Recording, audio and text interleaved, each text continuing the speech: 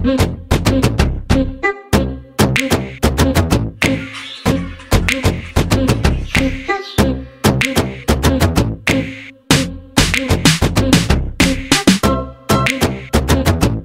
guys, what's up? Ayan, and so nakita nyo na nga po yung video natin. Of course, yung inedit natin video nung buo pa, nung puno pa yung crab paste natin. Pero after 3 days, eto na nga siya, ubos na siya guys. Ayan, may manti-mantika pa ng crab paste. And eto nga po yung binili namin, yung crab paste ng RS North Delicacies. Ayan, sabi dito keep chill nga daw. Pero kami, sa bagay meron kami ditong maliit, yung KitKat na kuha, nilagay ko siya doon. Kaso 3 days nga lang siya inabot kasi nga, ang sarap nga nung crab paste na to. And of course, original flavor yung binili namin, hindi po yung spicy kasi hindi kami mahilig doon.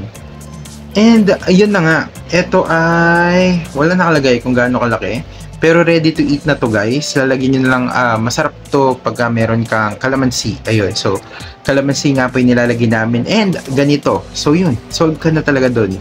Ulam na. And ang presyo nga lang po nito, ayan, pakita ko sa inyo. And ito yan, there, 130 to 194 ay 96. And depende syempre kung gagamitin niyo pa siya ng voucher. And ayun nga po dito sa may official page. Oy guys, ibibigay ko sa inyo yung link kung gusto niyo bumili din nito. And again guys, kung may high blood ka, avoid niyo rin naman kumain nito, or kung kakain ka man, make sure na meron kang pineapple juice para naman hindi ka mag high blood, kasi nakaka-high blood din po ito.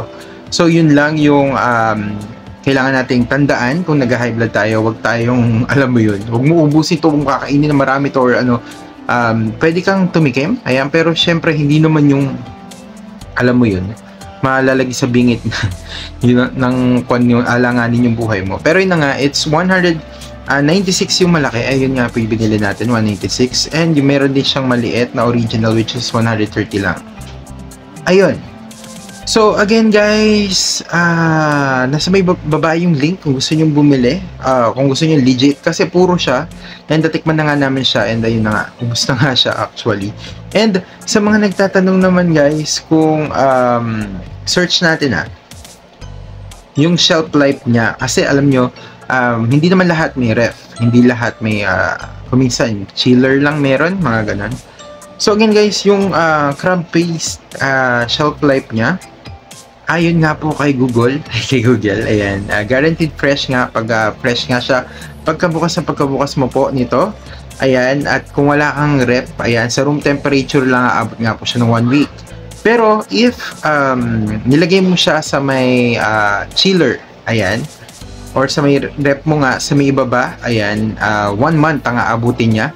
And if naman ginawa mo siyang frozen, up to 3 months nga po yung shelf life niya. So matagal-tagal mo rin talaga siyang uubusin. So pwede ka rin mag-imbak ng ganito para just in case kailangan mo na makakain, meron ka masarap na makakain. Pero syempre kailangan mo rin naman ng calamansi para naman masarap yung kinain mo. And again, ulitin ko lang din, ayan, 196 nga po yung ganito kalaki. Merong maliit nito, yung cute size lang, siguro mga ganito lang yan.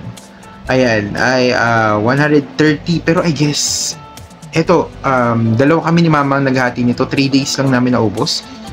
Ayan, and yun na nga, nakakabitin. Actually parang gusto ko pa, kaso syempre kailangan maging healthy din naman tayo, huwag din naman tayo kain masyado ng mga ganito. Pero masarap din kumain niya paminsan-minsan. So kung gusto niyo yung mga crab paste na katulad nito guys, ayan, order na kayo. Nandyan sa may ibaba ng link yung kung saan ko na-order to para naman makabili din kayo. So yun guys, sana nakatulong din sa inyo, and yung information nga rin po nito. Gusto mo malaman kung ano, ay wag na pala. Yun na yun. So maraming salamat, God bless, ingat po kayo palagi. And again, see you again sa another vlog po natin. Ayan, pasensya na, medyo late yung upload natin ngayon. Medyo late tayo nakapag-vlog. Pero yun na nga, maraming salamat, God bless, ingat po kayo palagi. And subscribe na po kayo guys. Thank you, bye bye.